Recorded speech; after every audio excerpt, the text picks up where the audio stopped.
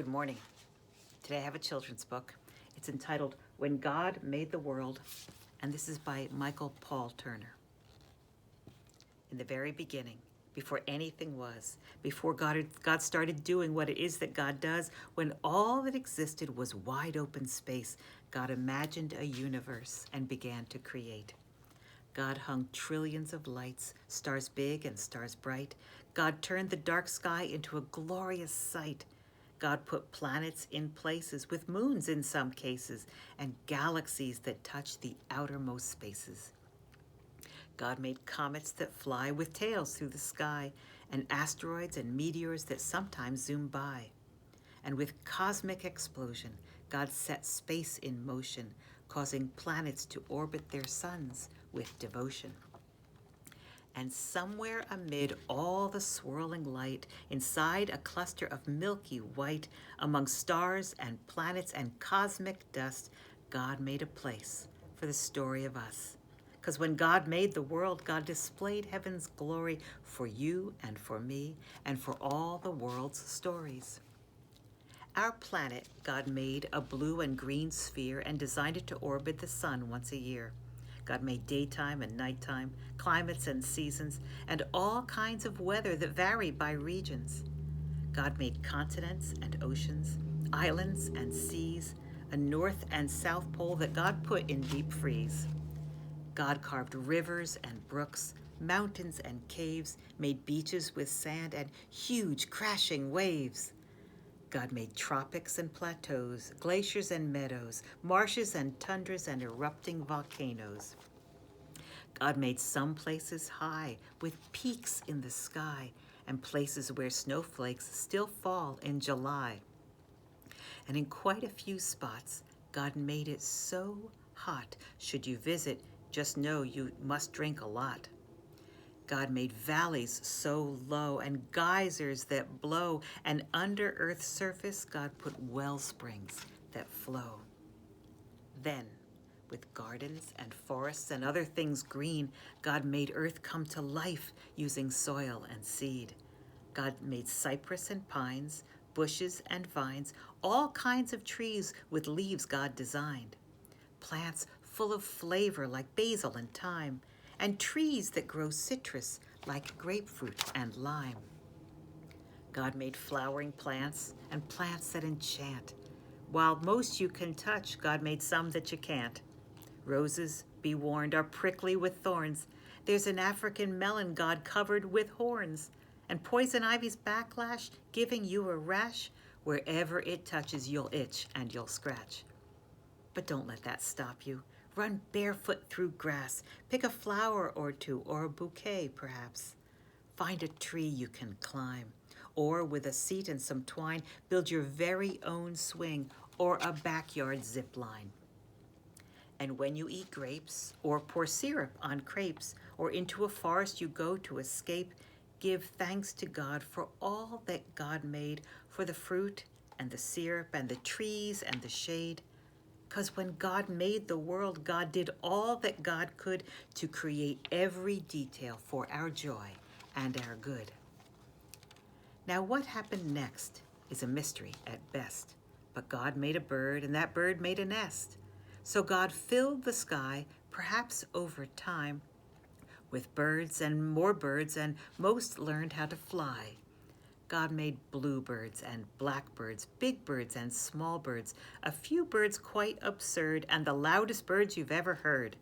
Crows crowed, doves cooed, chickens clucked, owls hooed, robins chirped, pheasants whirled.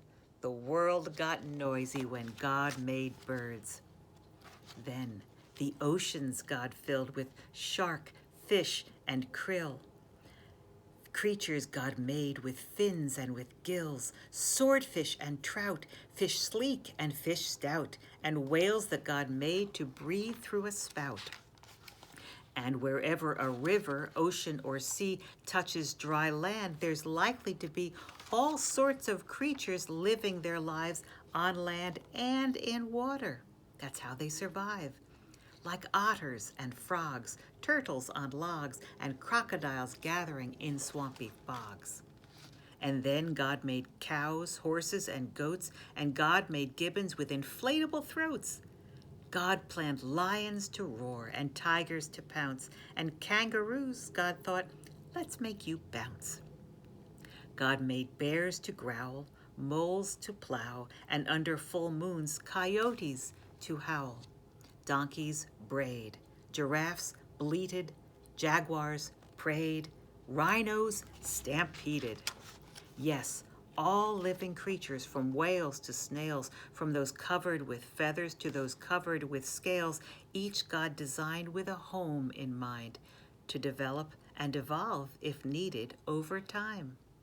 'Cause when God made the world, every creature on earth became a part of life's cycle, having value and worth. And God made people, people like you and me, people with souls, people with stories, a global family tree. God made us all flesh and bone covered in skin, and made all our bodies to have hearts beating within. God gave us bellies and legs, fingers and toes, and fashioned our faces with eyes, mouth, and nose. God made our bodies uniquely equipped for walking and talking, to eat and to skip. God wired our brains to feel love and feel pain, to process and learn, to read and retain. But despite all we share, we're also unique. God made us all human with just a few tweaks. Each of our faces, bodies, and traits, our skin tones, our features, God did create. God made some people shy, and some people loud, and some who thrive in the midst of a crowd. Some make music, and some like math, and some are prone to blaze their own path. But always remember, because this much is true, God had a purpose for making you, you. So use every gift, every talent or shtick. Make the world better with your God-given trick. Bring smiles to faces, show love and good graces to those who need hope in all different places. Discover a star, a planet or moon, or help keep a forest from dying too soon. Save a whale, hug a tree, protect every bee, recycle, repurpose, reject apathy. Because all of creation whispers God's story. The mountain, the ocean, the blue morning glory, the raindrops, the sunshine, the grapes on the grapevine. With nature, God gives us a glimpse of divine.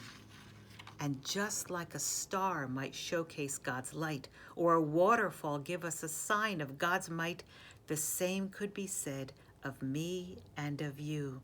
How we live, how we love, tells God's story too. 'Cause when God made the world and the world started spinning, the story God wrote was just a beginning.